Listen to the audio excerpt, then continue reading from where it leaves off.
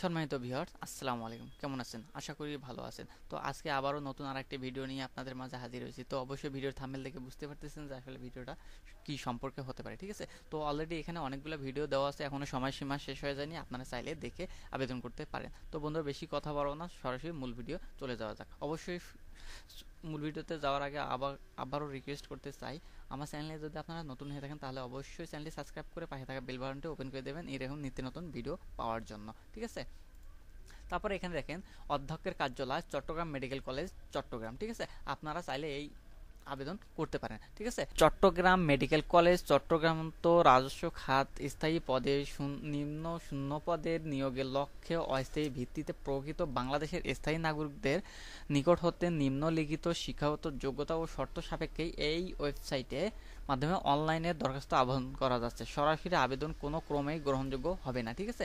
আপনারা অনলাইন ছাড়া কোনোভাবেই সরাসরি আবেদন গ্রহণ করবে না ওরা, ঠিক আছে? তো অবশ্যই আমি শেষ থেকে শুরু করতে চাই, তো আমি অলরেডি শেষে চলে আসতেছি, ঠিক আছে? প্রথমে দেখেন অফিস সহায়ক, এখানে কর্মীর সংখ্যা 40, এখানে 40 জন ওরা নিবে। অলরেডি বয়স হতে হবে 30 বছরের মধ্যে, ঠিক আছে? এবং শিক্ষাগত যোগ্যতা হবে কোনো স্বীকৃত বোর্ড হতে মাধ্যমিক স্কুল সার্টিফিকেট বা সমান পরীক্ষায় উত্তীর্ণ, ঠিক আছে?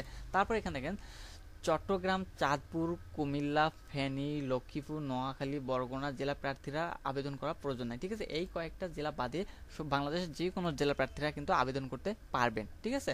তো তারপর দেখেন ট্যাক্সিডার্মিস্ট, এখানে একজন নেবে, বয়স 30 বছরের মধ্যে হতে হবে, কোনো স্বীকৃত বোর্ড হতে উচ্চ মাধ্যমিক সার্টিফিকেট, মানে আপনার এইচএসসি এবং কম্পিউটার চালানোর ক্ষমতা থাকতে হবে, ঠিক আছে? এবং ঠিক যে যে জেলাগুলো আবেদন করতে পারবেন এখানে দেওয়া আছে, অলরেডি দেখে নেবেন, ঠিক আছে? তারপর এখানে দেখেন 4 নাম্বার কর্মী অফিস সহকারী কাম কম্পিউটার মুদ্রণী, গ্রেড 16, অনেক ভালো গ্রেডের। এখানে পদ সংখ্যা 5 জন, ঠিক আছে? অলরেডি 5 জন দেবে, বয়স সীমা 30 থেকে 40 বছরের মধ্যে হতে হবে, ঠিক আছে? আপনার বয়স সীমা 30 থেকে 40 বছরের মধ্যে হতে হবে।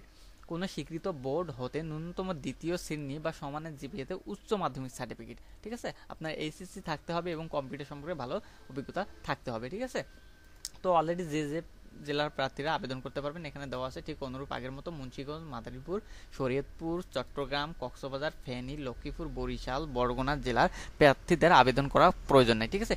এই জেলাগুলো বিহীন সবাই কিন্তু আবেদন করতে পারবেন এই পোস্টের জন্য, ঠিক আছে? তারপর এখানে দেখেন 60 লিপিকার কাম কম্পিউটার অপারেটর, গ্রেড 13, একজন নেবে, বয়স সীমা 30 থেকে 40 বছরের মধ্যে হতে হবে, কোনো স্বীকৃত বিশ্ববিদ্যালয় হতে ন্যূনতম দ্বিতীয় শ্রেণী বা সমানের জিপিএতে স্নাতক, ঠিক আছে? অবশ্যই আপনার কম্পিউটার ব্যবহার দক্ষতা থাকতে হবে, আর ইত্যাদি। যারা কম্পিউটার জানে তারা তো বাকিগুলো অবশ্যই পারবে, ঠিক আছে?